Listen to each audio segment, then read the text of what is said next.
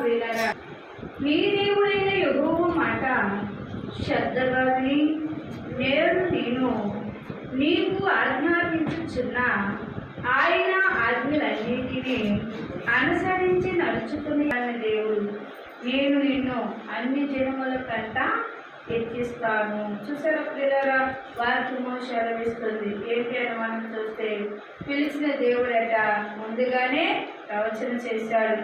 నేను ఎలా ఉంచుకోవచ్చున్నానో, నేను జనముల కంటే ఎలా ఆశీర్వదించుకోవచ్చున్నానో నువ్వని మరి దేవుడట మాట్లాడినట్లు మనం చూస్తున్నాం.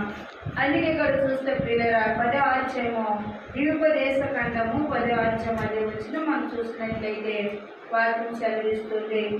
మాట మనం చూస్తే, ఆ కాలం యెహోవా మునుపటి వాటి వంటి 2 రాతి పలకలను చక్కని కొండ ఎక్కి నా యొద్దకు రమ్ము. మరి నీవు ఒక కర్రను చేసుకోను. నీవు పగలగొట్టిన మొదటి పలకలు నీ మీద మాటలు నేను ఫలవృక్షముల మీద రాసిన తర్వాత నీవు ఆ మనస్సులో వాటిని పొంచవలెను అని నాతో చెప్పాను. హల్లెలూయా, హల్లెలూయా.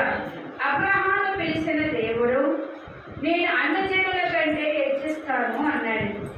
మోషేతో పిలిచిన దేవుడు నీవు నేను 10 ఆజ్ఞలు ఇచ్చాను కదా, ఆజ్ఞలు ఎందుకు ఎక్కడ ఉంచాలనేది తేటపరిచాడు. అదే 12వ వచనం మనం చూస్తే, కాబట్టి ఇశ్రాయేలు నీ దేవుడు యెహోవా భయపడి ఆయన మార్గములన్నిటిలో నడుచుచు ఆయనను ప్రేమించి నీ దేవుడు యెహోవా నీవు పూర్ణ మనసుతోను పూర్ణ ఆత్మతోను ప్రేమించి సేవించి నీ మేలు కొరకు నేడు నేను నీకు ఆజ్ఞాపించు యెహోవా ఆజ్ఞలు కట్టడాలను అనుసరించి నడుచుకోవలను. చూడండి, ఇక్కడ ఇశ్రాయేలులతో చెప్పమని మోషేతో దేవుడు మాట్లాడాడు. అన్ని జనముల కంట హెచ్చిస్తానని అబ్రాహాముతో మాట్లాడాడు. మరి ఇశ్రాయేలు ప్రజల గురించి ప్రత్యక్షముగా దేవుడు మాట్లాడిన మాట మనం చూస్తే ఇక్కడ అంటున్నాడు, మీరు నన్ను ఎలా సేవించాలి? పూర్ణ ఆత్మతోనూ పూర్ణ మనసుతోనూ నన్ను అనుసరించి నడవాలని చెప్పాడు. పూర్ణ ఆత్మని మనం చూస్తే ప్రియులారా, దేవుని యందు నిలబడిన దేవుని యొక్క వాక్యాన్ని మనం అనుసరించి నడుస్తున్నప్పుడు దేవుడట మనకి ఏమి ఇవ్వాలని ముందు తలిస్తున్నాడట. దేవుడు ముందు మనకి ఏమి ఇవ్వాలని తలిస్తున్నాడు. కాబట్టి ఎలా నడవాలని చెప్పాడంటే, పూర్ణ మనసుతోనూ పూర్ణ ఆత్మతోనూ నీవు సేవించి నీ మేలు కొరకు నేడు నీకు ఆజ్ఞాపించిన యెహోవా ఆజ్ఞలు కట్టడలు అనుసరించి నడుచుకోవలను. ఎవరు మేలు కొరకు? నీ మేలు కొరకే. నేను చెప్తున్నాను కదా, ఏవైనా జరుగుతుంది నీ మేలు కొరకే. నువ్వు నడుస్తూ ఉన్నప్పుడు నీవు ఏది తలించవో ఏది ఊహించవో, కానీ నువ్వు ఊహించినవన్నీ నేను చేయగలను. అందుకే ఇశ్రాయేలు ప్రజలతోనూ దేవుడు మోషేతో 10 ఆజ్ఞలు రాయించిన తర్వాత ఎలా నడుచుకోవాలో ప్రజలతో విన్నపం చేశాడు. హల్లెలూయా, హల్లెలూయా.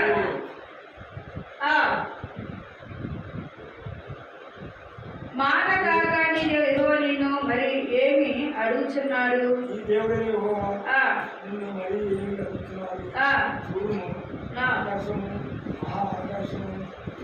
నిన్ను మరి ఏమి అడుగుచున్నాడు? చూడము, ఆకాశం మహా ఆకాశము భూమి అంతుదంతయు నీ దేవుడైన యెహోవాయే. అయితే యెహోవా ఎవరైతే నెరవేర్చుచున్నారో, ఆయన ఎప్పుడు అయితే మందిరంలోకి వచ్చి ఆయన ఎమ్మడిస్తున్నారో దేవుడు అంటున్నాడు, నన్ను ఎమ్మడిస్తున్నావు కదా, నువ్వు ఏ విధముగా అయితే ఇది నీ మేలు కొరకే, నేను ఏది చెప్పినా ఇది నీ మేలు కొరకే. ఒకవేళ ఏం వెళ్దాంలే ఏం చేద్దాంలే అంటే రావాల్సిన మేలు రావు. ఎల్లకొకటి ఏం రావట? మేలు రావట. ఇంటికాడ కూర్చుంటే ఏ పని చేయకోకుండా ఎక్కడ ధనం వస్తుంది? అలాగే దేవుడి దగ్గర రాకుండా దీవెన వస్తుంది. అందుకే దేవుడే మోషేతో మాట్లాడి ఆజ్ఞలు 10 గురించి ఇశ్రాయేలు అయిన ప్రజల వారికి మరి ఎక్కడ అని మనం చూస్తే ప్రియులారా, ఆయన ఆ యొక్క వాగ్దానం ఎక్కడ మనం చూస్తే ఇక్కడ చెప్తారు 11 మాన్యం మళ్ళా. ఎందుకంటే భూమి మీద ఉన్నంత వరకు మనమట దేవుని మందిరంలో కొనసాగాలి, దేవుడితో మనము సహవాసం చేయాలి. మనం పనిముట్లు కాబట్టి దేవుని యొక్క వాగ్దానాన్ని బట్టి ఆయన ఆజ్ఞను మనం నెరవేర్చేవారుగా ఉండాలట. హల్లెలూయా, హల్లెలూయా. పాలు తేనె ప్రవశించే దేశంలోకి వెళ్ళిన ఈ యొక్క ప్రజలతోనూ ఇశ్రాయేలు ప్రజలతోనూ దేవుడు తెలియపరుస్తున్నాడు. హల్లెలూయా. నీ దేవుడు యెహోవా చేసిన శిక్షను, ఆయన మహిమను, ఆయన బహుబలమును, దాని గుర్రములను రథములను చేసిన దానిని వారు మిమ్మలను ఎవరు చెప్తున్నారు అంటే పాలు తేనె ప్రవశించే దేశంలో ఉన్న ఇశ్రాయేలు. అరణ్య మార్గంలో ఉన్నవాడు కాదు. అరణ్య మార్గం నుండి యోర్దాను నది దాటి వెళ్ళారు కదా, ఈ సముద్రం దాటి అవతలకు వెళ్ళి సముద్రంలో ఉన్నారు కదా, వీళ్ళకి ఏం తెలియదు. పెద్దవారు ఉంటే చెప్తారు, పిల్లలకి ఏం తెలుస్తుంది? మరి ఆ పిల్లల గురించి చెప్తున్నాడు దేవుడు. ఇక్కడ అక్కడ జరిగిన సంగతులు ఏమి మీరు ఎరగలేదా? మీ తండ్రులు మీకు చెప్పలేదా? మీ తండ్రులు చెప్పకపోతే మీ మేలు ఎలాగ వస్తాయి అంటున్నాడు. ఆ ఎక్కడ తీసుకొచ్చాను తెలుసా? ఐగుప్తు నుంచి తీసుకొచ్చాను. పర్వత సంతులు నేను వారిని ఏం చేశానంటే నశింపచేశాను. వారి రథాలన్నీ వారి జనాంగమును నేను ఎర్ర సముద్రంలో కలిపివేశాను అని దేవుడు చెప్తున్నారు. దేవుడి స్తోత్రములు. కావాలంటే ఎక్కడ రావాలి? సన్నిధికి రావాలి. మీరు నచ్చినట్లు చేస్తే ఆ ఇశ్రాయేల్లో ఉన్న ఈ ప్రవక్తలు చూశారు కదా, వాళ్ళు కూడా దేవుడు భూమికి ఆదరించాడు. భూమి అన్న ఏం చేసింది? నోరు తెలిసింది. వారి విల్లులు, వారు ఉన్న పశువులు, వారికి ఉన్న మందలు సమస్తమునంతా భూమి ఏం చేసిందంట? మింగేసిందంట. అంటే పిల్లరా, భూమి ఏమైందంట? భూకంపం వచ్చిందా? భూగర్భంలో సమస్తం లాగేసుకుంటాడు. అందుకే దానికి ఏమి ఇచ్చాడు దేవుడు? నోరు తెరవనిచ్చాడట, ఆర్డర్ ఇచ్చాడట. అందుకే ఇక్కడ చెప్తున్నాడు హల్లెలూయా. అదే దేశం అంట పాలు తేనె ప్రవశించే దేశము. ఈ దేశంలో ఏమున్నది అంటే సమృద్ధి ఉన్నది. దేవుడట ఇస్తానన్నప్పుడు మనకి ఇవ్వాల్సిన దాని గురించి మనం జ్ఞాపకం చేసుకుంటే, అందుకే దేవుడు మాట ముందు మనం వినాలి. ఏం చేయాలి? దేవుడు మాట వినాలి. ఆయన ఆజ్ఞను నెరవేర్చే వారికి ఉండాలి. ఇశ్రాయేలు ప్రజలను ఐగుప్తును తీసుకొచ్చిన దేవుడే, ఐగుప్తు నుంచి ఎర్ర సముద్రం తప్పించిన దేవుడే, ఇక్కడ పాలు తేనె ప్రవశించే దేశం ఉంచిన దేవుడే మాట్లాడుతున్నాడు. నేను ఎలా చూశాను, ఎలా చేశాను, ఎలా అద్భుతాలు చేశాను, ఎన్ని సూచనలు చేశాను. మీరు ఎలా ఉంటారో తెలుసా? ఇప్పుడు దాకున్న ప్రజలు ఉన్నవారు వేరు, ఇబ్బందులు పడిన వారు వేరు. కానీ ఇప్పుడు మీరు ఎక్కడికి వచ్చారు? పాలు తేనె ప్రవశించే దేశంలోకి వచ్చాడు. మీరు అప్పుడులాగా ఐగుప్తులను వచ్చినప్పుడు 40 సంవత్సరంగా దేవుడు పోషించాడు కదా, ఇంకా అలాగే తిందాం అన్నది కాదు. మీరేమయ్యాలి? దుప్పు తినాలి, విత్తనములు వేయాలి. మంచి పంట సాధనంలోకి మీకు వస్తాయి, మంచి మంచి ఫలాలు వస్తాయని దేవుడు అట ముందే హెచ్చరించాడు. మరి యెహోషువను పంపించిన దేవుడు మాట్లాడుచు అంటున్నాడు, ఈ ప్రజలందరూ కూడా ఎవరు? నా ప్రజలు. హల్లెలూయా, హల్లెలూయా. పంపించిన తర్వాత అద్భుతంగా జరిగిస్తానన్నాడు. మోషేతో మాట్లాడి దేవుడు అన్నాడు, యెహోషువను ఇంకా అద్భుతంగా నేను అని ఆశీర్వదిస్తానన్నాడు. దేవుని స్తోత్రములు. హల్లెలూయా. ఏ దేశం అంటది?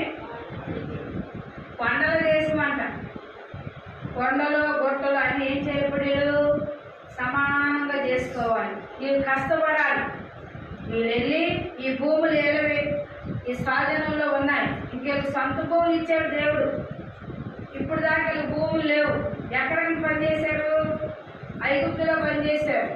భూముల్లో లేకపోకుండా ఉన్నారు కాబట్టి భూములు లేని గవర్నమెంట్ ఏం చేస్తుంది? మరి ఇప్పుడు కడవల వాన, పొలకల వాన వస్తుందా? ఏ వాన వస్తుంది మనకి? చెప్పండి. అమ్మా ఇవి వచ్చేది ఏంటంటే అయితే ముంచుకుపోయి లేపయానికి వాడిని కూడా ఆహ్వానిస్తున్నాడు. ప్రజలు ఎవరైతే ఆయనను అనుసరించి నడుస్తున్నారో, ఆయన ఆజ్ఞలు ఎవరైతే నెరవేర్చుతున్నారో వారికి తొలగొరవాన కడగొరవాన వారు కుమ్మరిస్తాను. పంటలు మీ చేతికి సమృద్ధిగా వస్తాయి, అవి పోవు, కీటకాలు రావు, మందులకు పడవు. అప్పుడు ఆయన కనుదృష్టి వాటి మీద ఉంది కాబట్టి సూర్యుడు ప్రకాశించే టైం అంట ప్రకాశంగా ఆ టైంకి వస్తాడంట. వచ్చేటప్పుడు ఇశ్రాయేల్ ప్రజలతో ఏం చెప్తున్నారు అంటే, యెహోషువతో మాట్లాడుతున్న దేవుడు కాబట్టి మీరు పూర్ణ హృదయముతోనూ పూర్ణాత్మతోనూ మీ దేవుడు యెహోవాను ప్రేమించవలను, మీరు ఆయన నెరవేర్చవలను.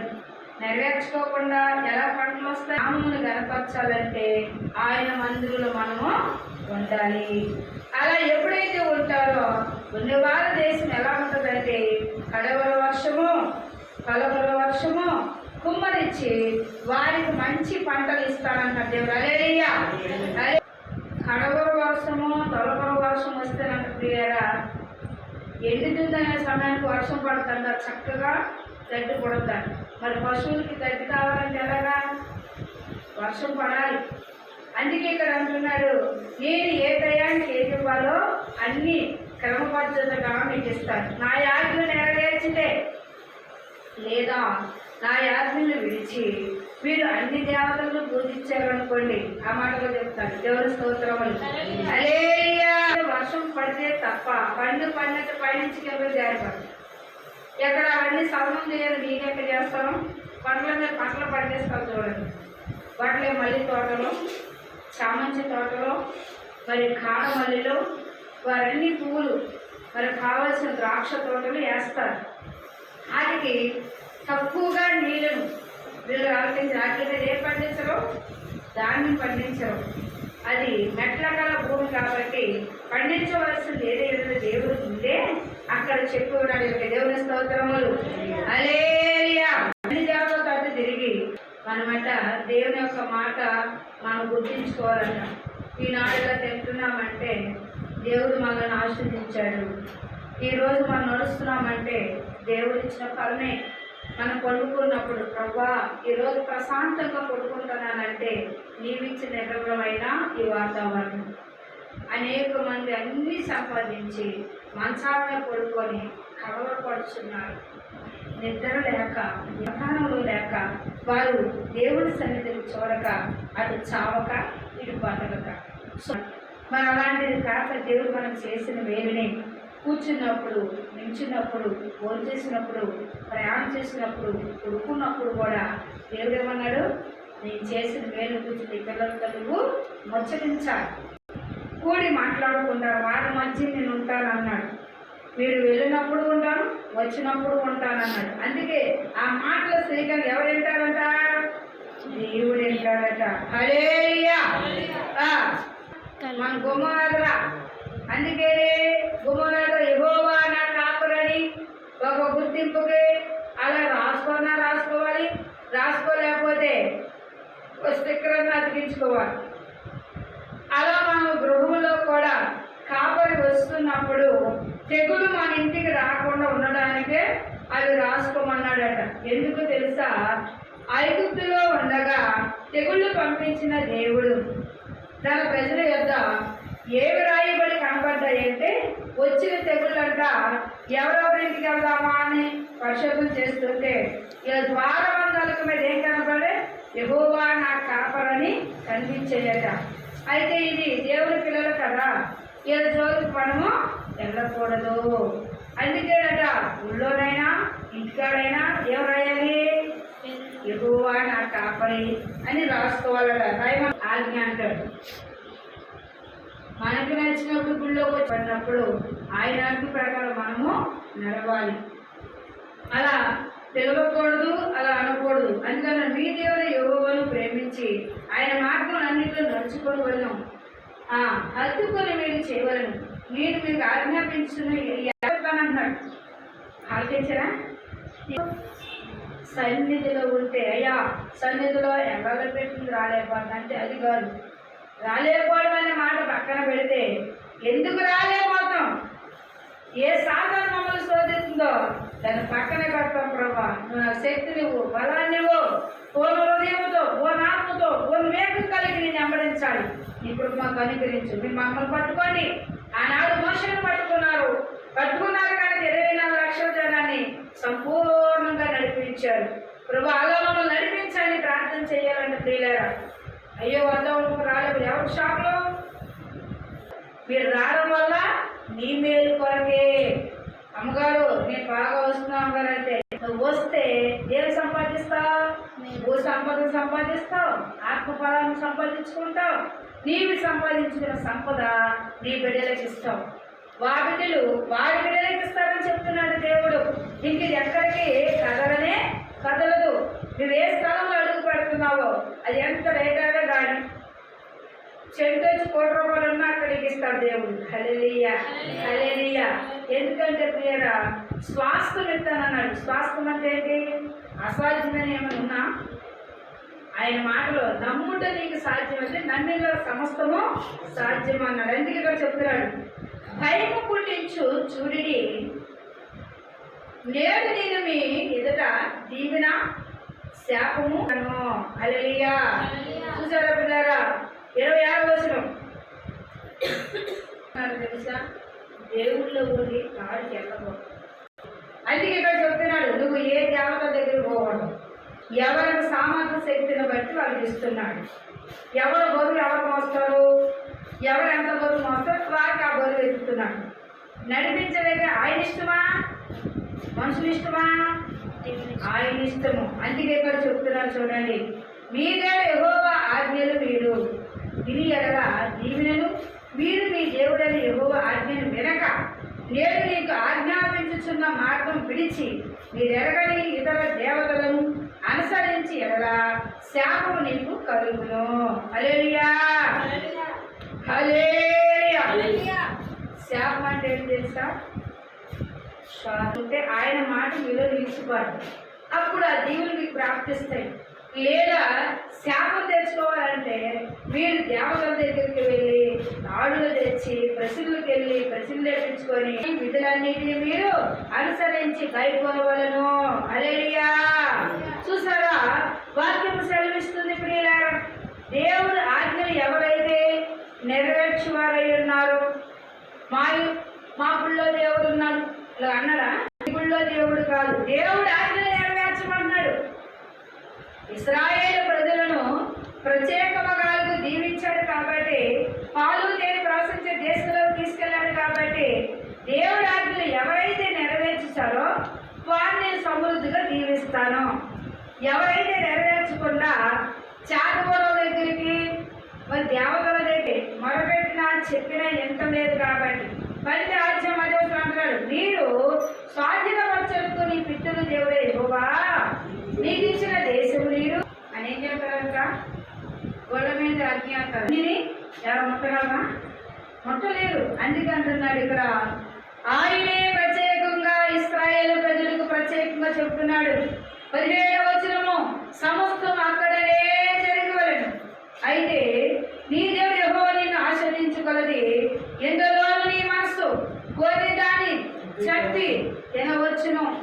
పవిత్రులేమి అపవిత్రులేమి ఎర్రజింకలను చిన్న దుప్పి తినవచ్చును. మీ రక్తమును మాత్రమే తినదాగిన నీలవలే నేల మీద పారబోయవలెను. హల్లెలూయా. తినుచున్న ఏ ఒక్కదైనా దాన్ని పోసినప్పుడు అంట రక్తం నేల మీద పారవేయమని. రక్తము ఏమై ఉన్నది? జీవమై ఉన్నది. దాన్ని మీరు తినకూడదు అన్నాడు. ఆ రక్తం ఎక్కడ పోషించింది? బస్సులో మనం చూస్తే ఏవేలు తయారు దగ్గరే మనం చూస్తాం. అక్కడ అతను రక్తం పోషించింది కాబట్టి అతను ఏం చేశాడంటే దేశ దిమ్మలుగా దింపాడు. చూసారా, సత్యుల కంటే ఈ బతుకుల కంటే చావడం మేలు అన్నాడు. బతుకును నేను తినాలంటే ఏమీ తిన్నా, ఆరుగాలం కష్టపడిన ఫలితం ఇంటికి వచ్చేది కాదు. ఏ భూమి వచ్చినా, కండగల భూమి వచ్చినా సత్తు పంటే వచ్చేది. ఇంక ఈ జీవితం ఎందుకు అన్నాడు అంటే పిల్లరా, శాపం అతని మీద పంపాడు. హల్లెలూయా, హల్లెలూయా. పిల్లలు పుట్టినరోజు ఇంటిగా చేయకూడదు. అందుకే ఇక్కడ ఇశ్రాయేలీయులకి ఎలా నడవాలో బాట వారికి చెప్పుచున్నాడు ప్రియులారా. అందుకని మీ దేవుడైన యెహోవా తాను నీకు ఇచ్చిన మాట చొప్పున నీ సరిహద్దులు విశాలపరిచిన తర్వాత నిత్యముగా ఆయనను తినగోయ మాంసము తినగో ఉండువు. అప్పుడు నీకు ఇష్టమైన మాంసమై తిందురు. నీ దేవుడు యెహోవా తన నామమును సగం మీరు దూరంగా నుండి సన్నిధిలో తినడం కూడా ఆశ్రద్ధకరమే. పిల్లలు దేవుడి సన్నిధిలో జరగడం ఆశ్రద్ధకరమే. ఏదైనా మన సంపద దేవుడి సన్నిధిలో ఆశ్రద్ధకరమే. ఇది ఎవరికి మహిమా? దేవుడికి. నిన్ను నేను ఆశ్రదిస్తున్నాను కనుక ప్రతి విషయంలో నా మందిరంలో నన్ను కనపరుస్తున్నావు కనుక ఇంకా హెచ్చింపజేస్తాను అన్నాడు. హల్లెలూయా. లేని ఎడల మందిరంలోకి వెళ్తే 50 మంది మనమే వెళ్తామని ఇంటికాడ ముగ్గురు వండుకున్నారు అనుకోండి, వచ్చే సంవత్సరం నా ముగ్గురు పంటే ఉంటుంది. ఎందుకంటే నువ్వు నడిచిన నాకే ఆ ముగ్గురు పంటే ఉంటుందంట. అదే చెప్తున్నాడు దేవుడు. నువ్వు వదిలిలా కొలిది ఎక్కడ ఉండాలి? దాన్ని చంపుకొని తెచ్చి ఎక్కడ తినాలా? నీ మందిరంలో తినాలి. నీ మందిరంలో ఆశ్చర్యకరంగా భోజనం తినాలి. అప్పుడు అందరూ సంతోషిస్తారు. నిన్ను చూసి ఇంకా అనేక మంది జనము ఆయన విస్మరించబడ్డానికి విశ్వాసం కలుగుంటారు. ప్రతి హృదయంలో తగ్గి చూసిన దేవుడు అంటున్నాడు, మీరు అలా ఎప్పుడైతే మందిరంలోని ఆశ్చర్యకరంగా నిలబడ్డారో నేను మిమ్మల్ని ఇంకా దీవిస్తాను. దేవుని స్తోత్రములు. హల్లెలూయా. నీ ఎంత తినవచ్చును, జింక దుప్పను తినదు దాన్ని తినవచ్చును, పవిత్రులను వేదము లేకుండా తినవచ్చును. హల్లెలూయా. ఆ కులము వీరు ఈ కులము అంటారు.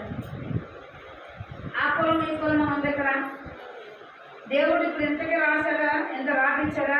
ఇశ్రాయేలు ప్రజలు 24 లక్షల జనానికి ఎంతమంది ఎన్ని రకాల కులాలు ఉన్నారు? ఉన్నారా లేదా? ఉన్నారు కాబట్టి అన్ని రకాల ఉన్నారు కాబట్టి అందరూ కూడా ఆ పడుకులు చేయడానికి ముక్కు పొడుకులను చెవుల్లో నించారు. కరిగించడం కంసాలు ఉన్నారు చేయడానికి. మరి అందరూ అక్కడ ఉన్నారు కాబట్టి ఆ వస్తువు అందరూ చేసేసారు అన్నారు. దేవుని స్తోత్రములు. అదే కనిపిస్తూ ఉంది. ఇక్కడ అంటున్నాను చూడండి. ఆదాం చేసిన దేవుడు అందరూ అందులో వచ్చారు లేదా? అబ్రహాము వాగ్దానం చేసిన దేవుడు అబ్రహాం ఆశ్రయించినప్పుడు కూడా చెప్పాడు. ఇక్కడ కులం ఉందా అంటే లేదు. కుల భేదాలనేది లేవు. ఎందుకు అంటే దేవుడు చెప్తున్నాడు, ఆ కులము ఈ కులం అనేవాడు ఎలా ఉంటాడంట? దేవుడు ఎరిగిన వాడు కాదు. తన హృదయంలో ఇంకా మత్సర ఉండిపోయింది. లోకము తట్టు విగ్రహాల తట్టు పూజలు కట్టే ఉన్నాడు. కానీ అతను సంపూర్ణ హృదయంలో పూర్ణాత్మ పూర్ణేకం కలిగి లేడు కాబట్టి అతని యందు ఆ మత్సరం కనబడుతున్నాడు. దేవుని స్తోత్రములు. హల్లెలూయా. సమీపంగా యెహోషువతో బయలుపరుస్తున్నాడు. దేవుని స్తోత్రములు. హల్లెలూయా.